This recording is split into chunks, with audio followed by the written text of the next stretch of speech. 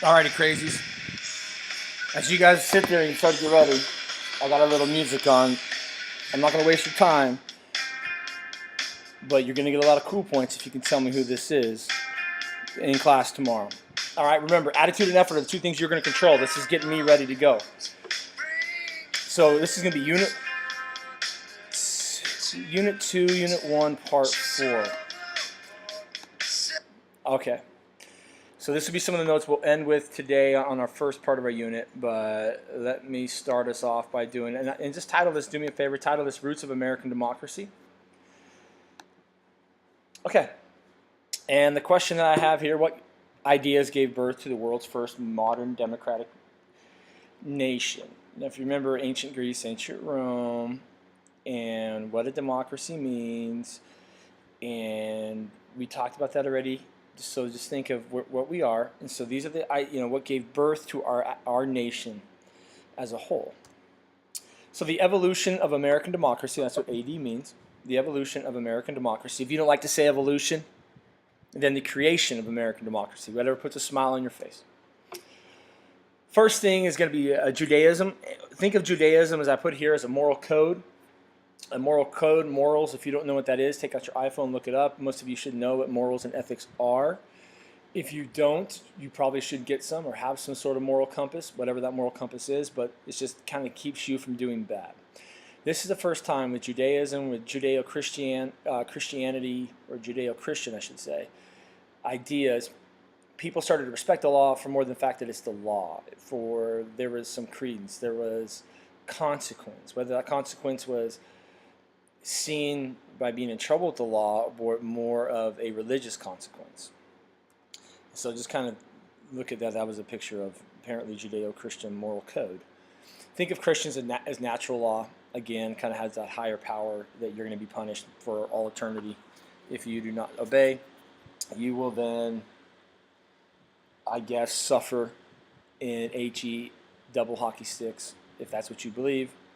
But it's something else besides the law kept people from acting bad. That's really important because it still does happen today. And it helps our society go around and around. Otherwise, there's going to be chaos. And there's a picture of the 10 Commandments. There's actually 11 commandments. And the last one should read, I don't know why it's never on there, thou shalt give thy teacher gifts. But it never makes it. Nobody ever talks about the 11th commandment.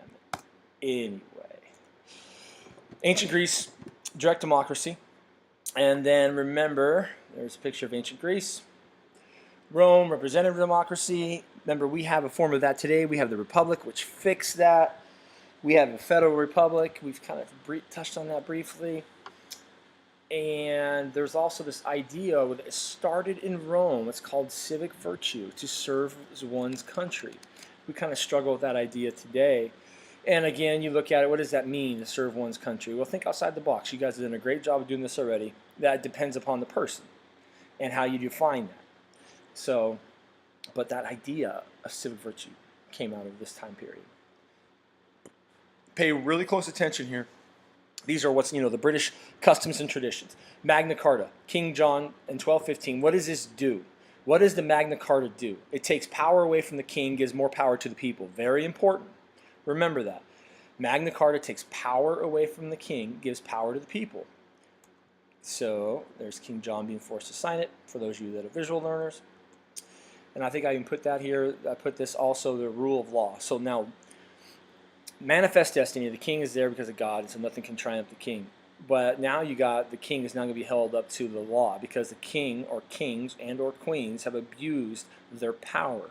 Imagine that, people in power abusing them. But what happened in our government is people started to stand up, not our government, the British government, started to stand up and demand some of that power back. Then you have the petition of right, petition of man. This limits the power of the king even further, so that's very important. That's what we're looking at now. Again, all these things kind of limiting the power of the king, giving power to the people. There's a picture of that for those of you visual learners.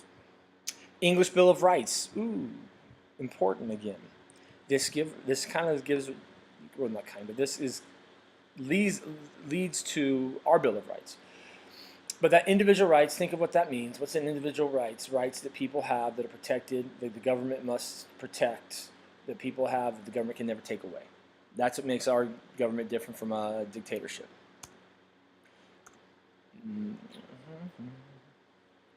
And then, again, here's some example. Bear arms, trial by jury, cruel and unusual punishment, parliament over the monarchy. Again, think of this in terms of British, that the monarchy now is not the one in full power, the parliamentary, the people, because the parliamentary represents the people, i.e. representative democracy.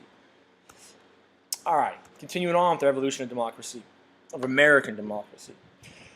You guys have heard these terms in U.S. history, so I'm going to go quickly on this. This is European philosophers.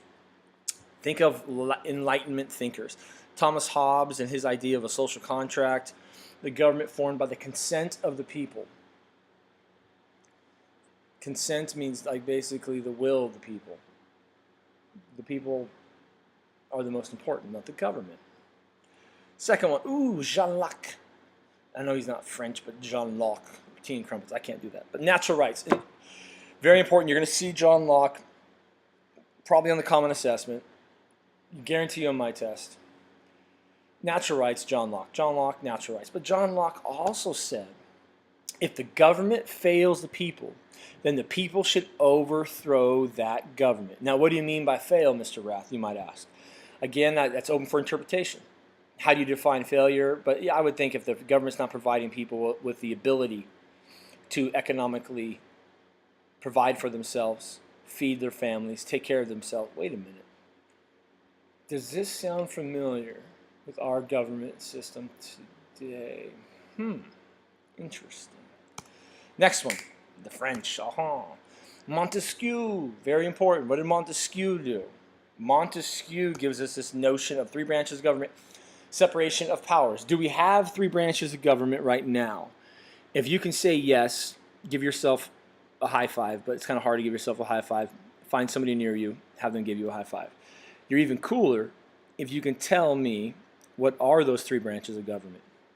Go ahead and talk into the screen. It will give me an email back that you talked into the screen and told me what the 3 branches of government are.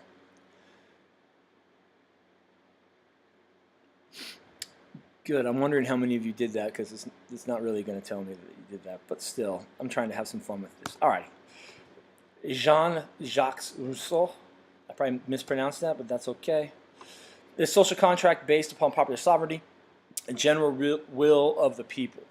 By the way, going back to Montesquieu for 1 second, also underneath this, in all seriousness, put down checks and balances.